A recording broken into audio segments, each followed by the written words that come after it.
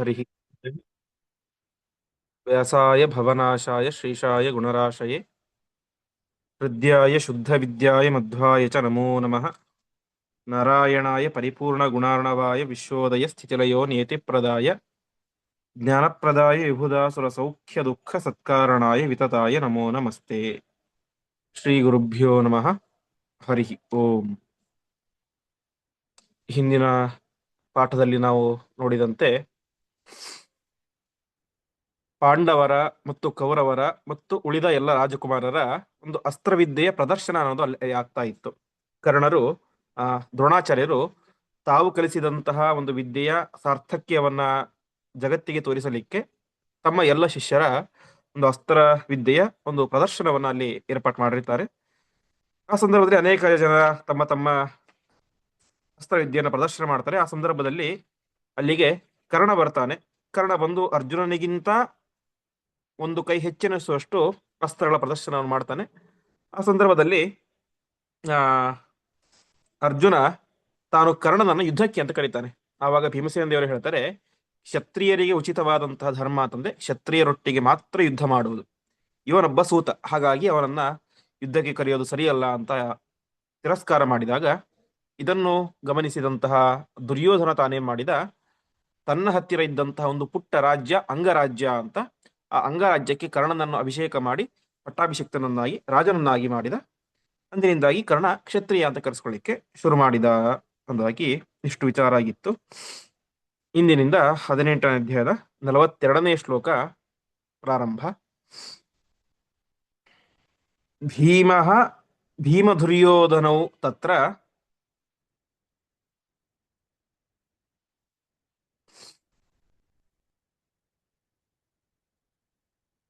ಶಿಕ್ಷಾ ಸಂದರ್ಶನ ಛಲಾತ್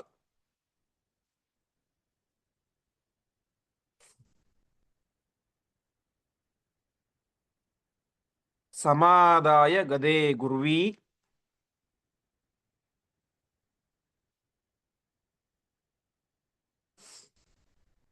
ಸಂರಂಭಾದಭ್ಯುದೀಯತು.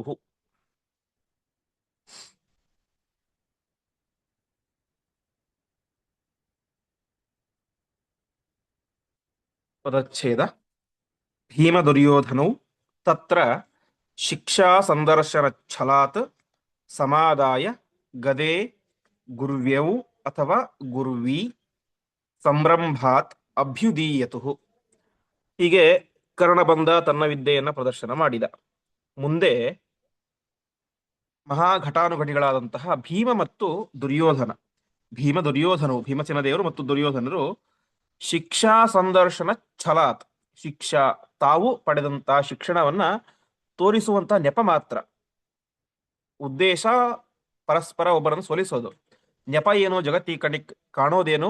ಶಿಕ್ಷಾ ಸಂದರ್ಶನ ಛಲ, ತಾವು ಕಲಿತಂತಹ ವಿದ್ಯೆಯನ್ನ ಜಗತ್ತಿಗೆ ತೋರಿಸುವಂತಹ ಒಂದು ನೆಪದಿಂದಾಗಿ ತಾವೇ ಮಾಡಿದರು ಗುರುವಿ ಅಥವಾ ಗುರುವ್ಯವು.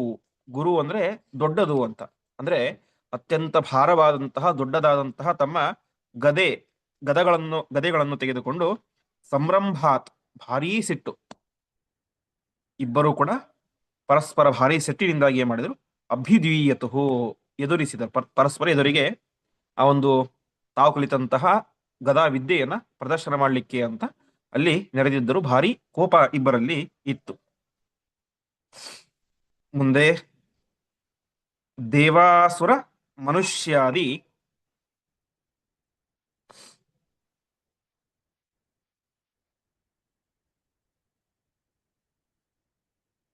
ಜಗದೇತಚ್ಚರಾಚರಂ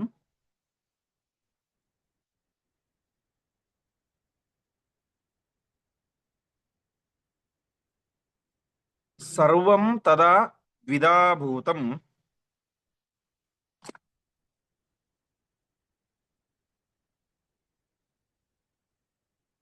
ಭೀಮ ದುರ್ಯೋಧನಾಶ್ರಯ.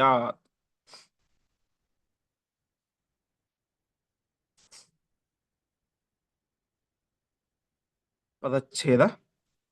ದೇವಾಸುರ ಮನುಷ್ಯಾದಿ ಜಗತ್ ಏತತ್ ಚರಾಚರಂ ಸರ್ವಂ ತದಾ ದ್ವಿಧಾ ಸರ್ವಂ ತದಾ ದ್ವಿಧಾಭೂತಂ ಭೀಮ ದುರ್ಯೋಧನ ಆಶ್ರಯಾತ್.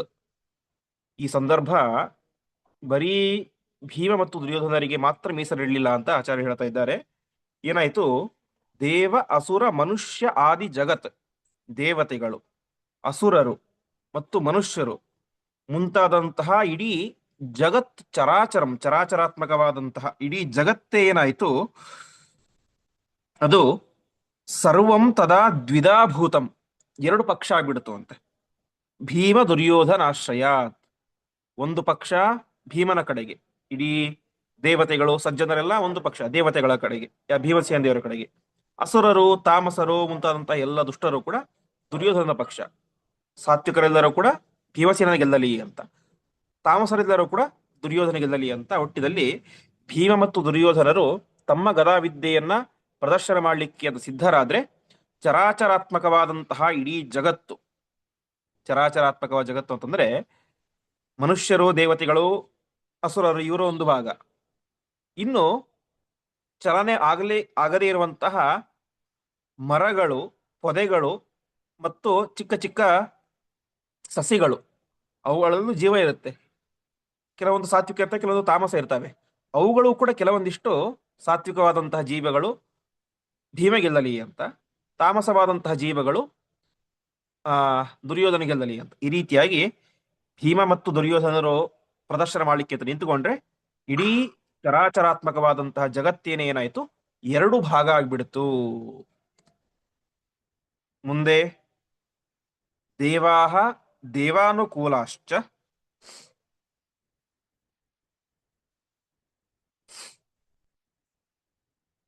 ಭೀಮಮೇವ ಸಮಾಶ್ರಿತಾಃ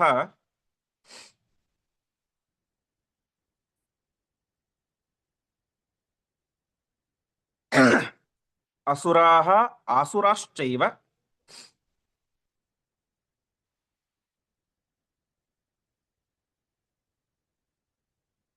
ದುರ್ಯೋಧನ ಸಮಾಶ್ರಯಾಃ.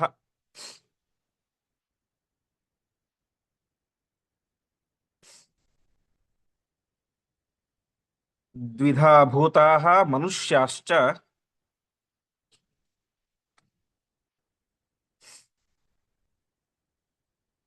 ದೇವಾಸುರ ವಿಭೇದತಃ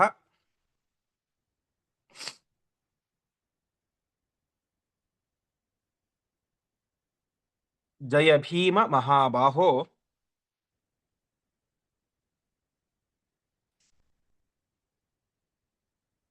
ಜಯ ದುರ್ಯೋಧನೇತಿ ಚ.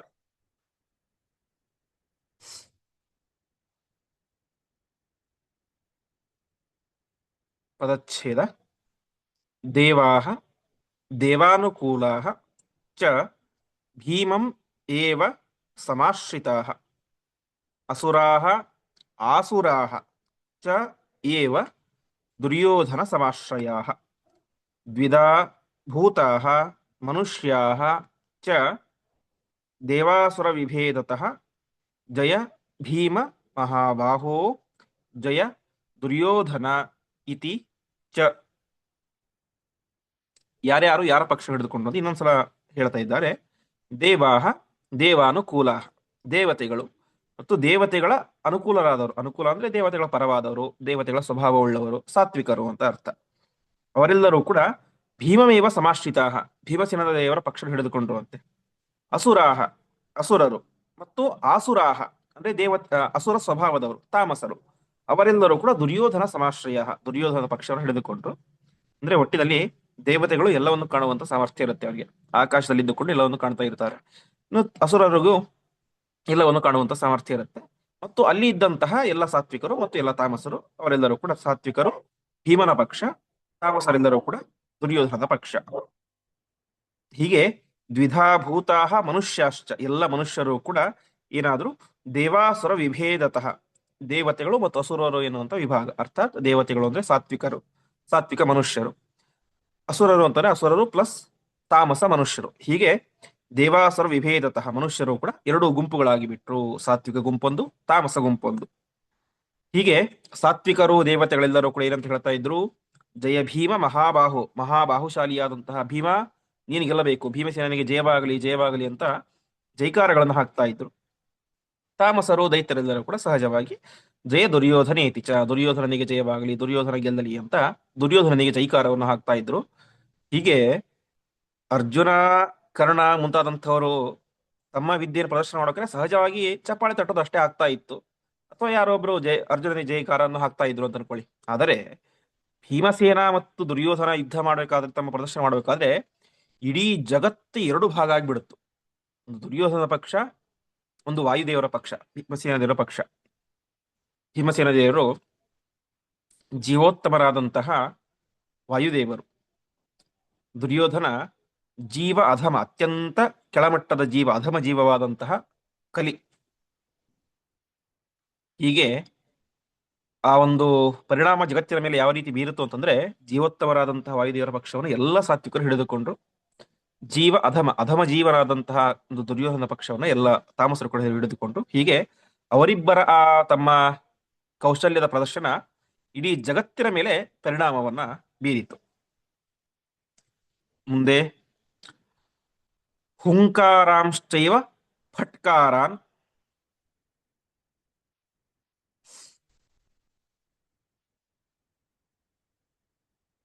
ಚಕ್ರುಹು ದೇವಾಸುರಾಹ ಅಪಿ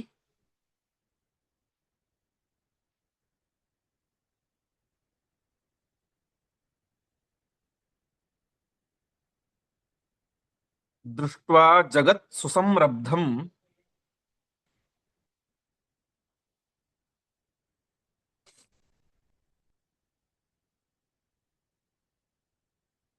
ದ್ರೋಣೋಥ ದ್ವಿಜಸತ್ತಮಃ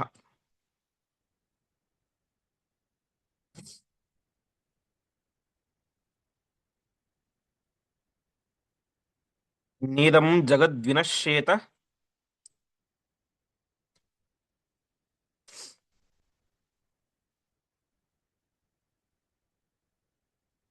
ಭೀಮ ದುರ್ಯೋಧನಾಶ್ರಯಾತ್.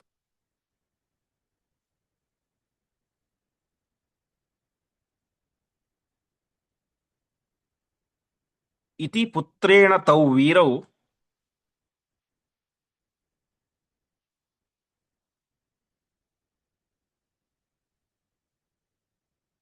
ನ್ಯವಾರಯದರಿಂದಮೌ.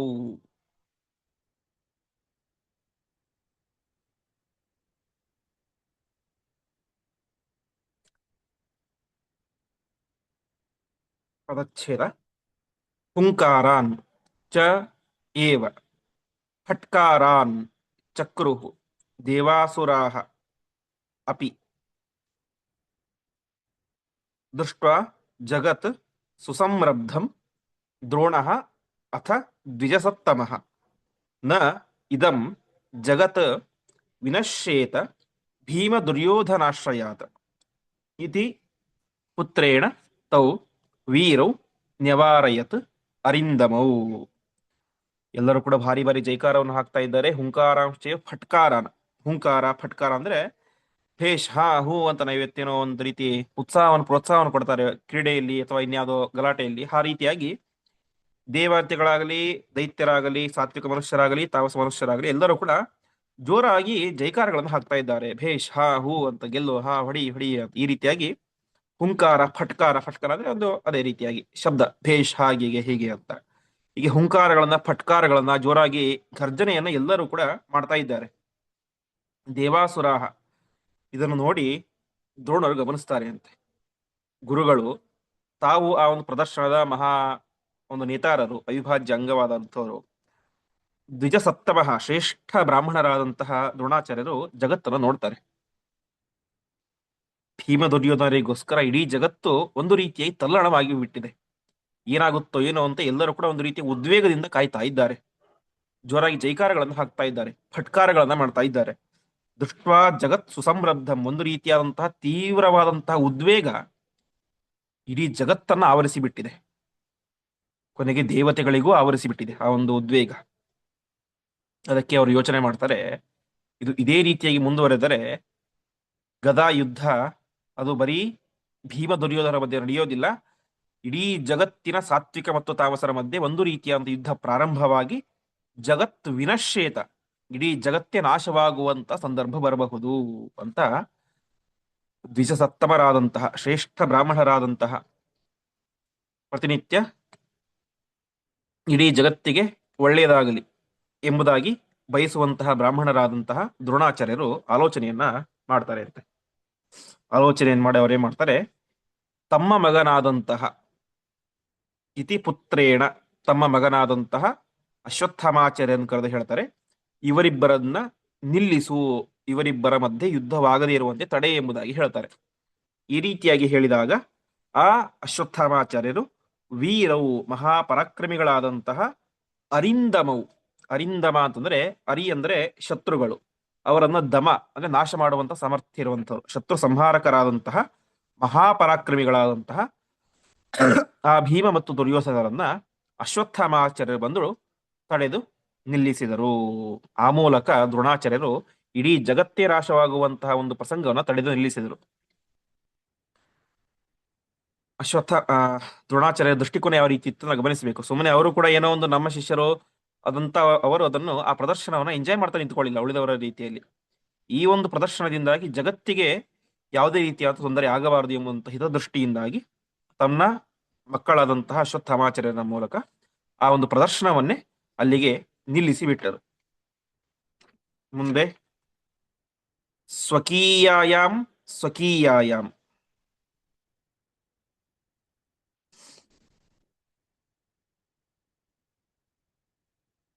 ಯೋಗ್ಯತಾಯಾಂ ನತು ಕ್ವಚಿತ್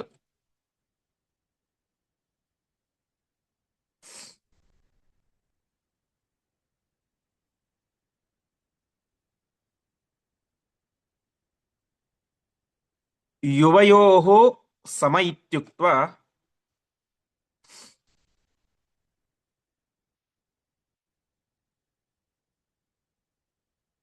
ದ್ರೌಣಿರೇತೌ ನ್ಯವಾರಯತ್.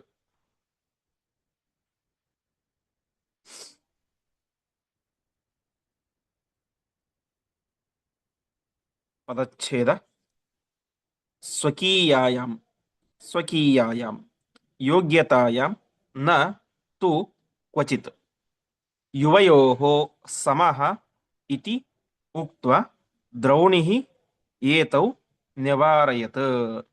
ಅಶ್ವತ್ಥಾಮಾಚಾರ್ಯರು ಬಂದು ಏನು ಅಂತ ಹೇಳಿದರು ಅಂತ ಹೇಳಿದರೆ, ಸ್ವಕೀಯಾಯಾಮ್ ಸ್ವಕೀಯಾಯಾಮ್, ಸ್ವಕೀಯನೇ ನಿಮ್ಮದು ಅಂತ, ನಮ್ಮದು ಅಂತ. ಸ್ವಕೀಯಾಯಾಮ್ ಸ್ವಕೀಯ, ನಿಮ್ಮ ನಿಮ್ಮ ಯೋಗ್ಯತೆ. ಭೀಮ, ನಿನಗೊಂದು ಯೋಗ್ಯತೆ ಅಂತ ಇದೆ, ನಿನ್ನದೇ ಆದ ಘನತೆ ಅಂತ ಇದೆ. ದುರ್ಯೋಧನ, ನಿನಗೂ ನಿನ್ನದೇ ಆದಂತಹ ಒಂದು ಯೋಗ್ಯತೆ ಇದೆ, ವ್ಯಕ್ತಿತ್ವ ಇದೆ, ಘನತೆ ಇದೆ, ಮರ್ಯಾದೆ ಇದೆ. ಹೀಗೆ ನಿಮ್ಮ ನಿಮ್ಮ ಯೋಗ್ಯತೆಯಲ್ಲಿ ಯುವಯೋಹೋ ಸಮಃ, ನಿಮಗೆ ಸಮಾನರಾದಂಥವರು, ಭೀಮನಿಗೆ ಸಮಾನರಾದಂಥವರು ಅವರ ಸ್ವಭಾವದಲ್ಲಿ ಜಗತ್ತಲ್ಲಿ ಯಾರೂ ಕೂಡ ಇಲ್ಲ. ದುರ್ಯೋಧನಿಗೆ ಸಮಾನರಾದಂಥವ್ರು ಜಗತ್ತಿನಲ್ಲಿ ಯಾರೂ ಕೂಡ ಇಲ್ಲ. ನತು ಕ್ವಚಿತ್ ಯುವಯೋಹೋ ಸಮಃ, ನಿಮಗೆ ಸಮಾನರಾದವರು ಯಾರೂ ಕೂಡ ಇಲ್ಲ. ನಿಮ್ಮ ನಿಮ್ಮ ಯೋಗ್ಯತೆಯಲ್ಲಿ ನೀವೇ ಶ್ರೇಷ್ಠರು.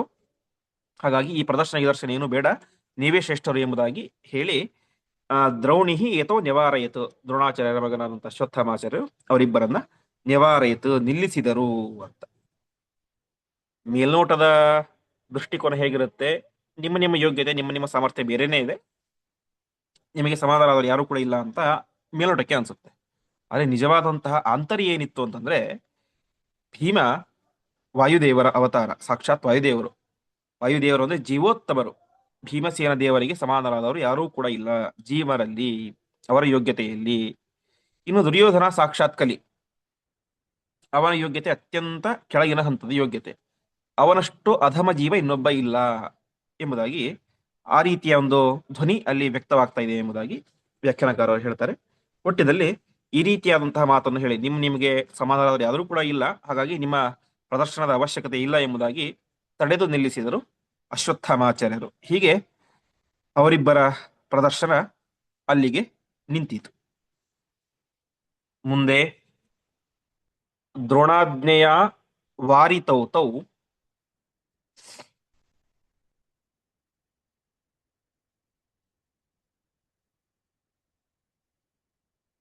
ಯಯತುಃ ಸ್ವಂ ಸಮಾಲಯಂ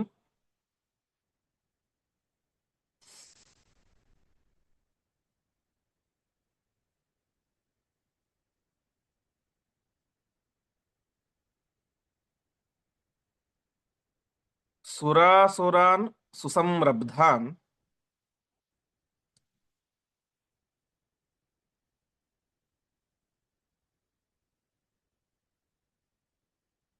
ಕಾಲೇನ ದ್ರಕ್ಷಥೇತಿ ಚ.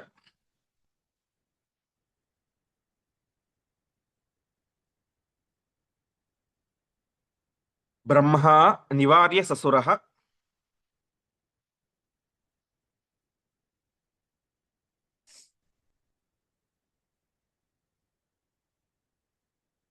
ಯಯೌ ಶೇಷಃ ಸ್ವಮಾಲಯಂ.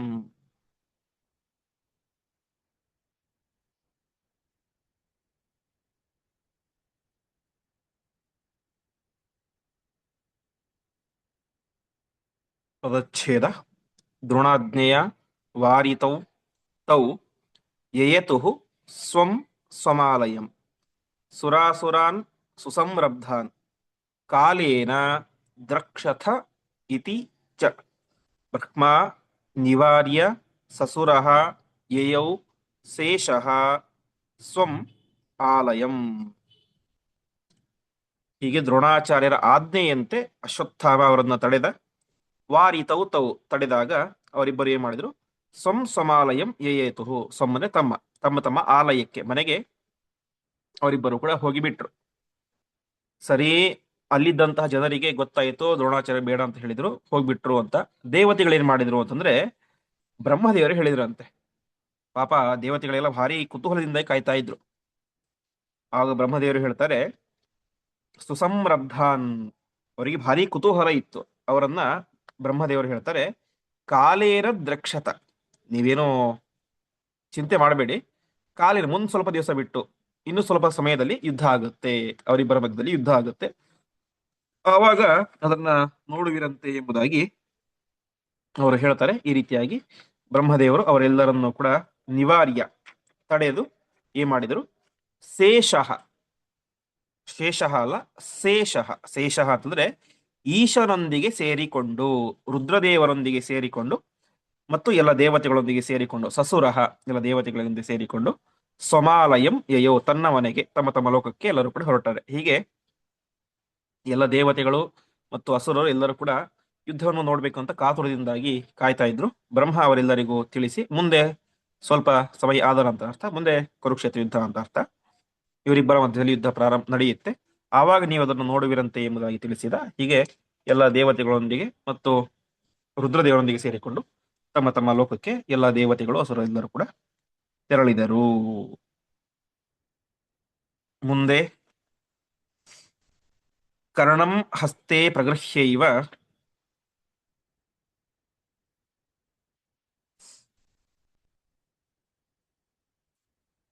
ಧಾರ್ತರಾಷ್ಟ್ರೋ ಗೃಹಂ ಯಯೌ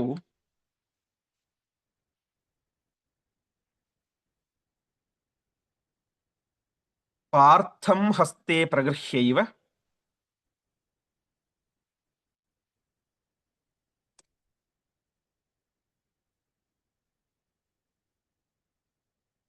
ಭೀಮ ಪ್ರಾಯಾತ್ ಸ್ವಮಾಲಯಂ.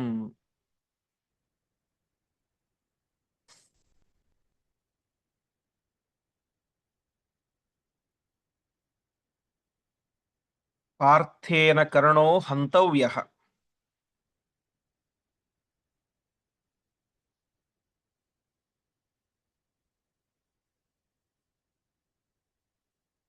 ಇತ್ಯಾಸೀತ್ ಭೀಮ ನಿಶ್ಚಯಃ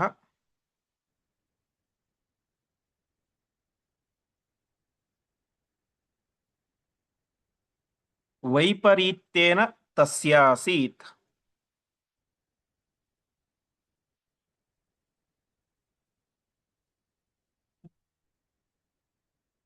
ದುರ್ಯೋಧನ ವಿನಿಶ್ಚಯಃ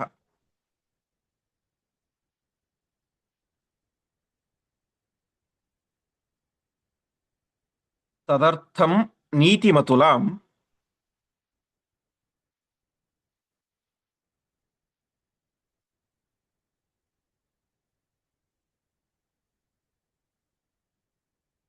ಚಕ್ರತುಸ್ತಾ ಉಭಾವಪಿ.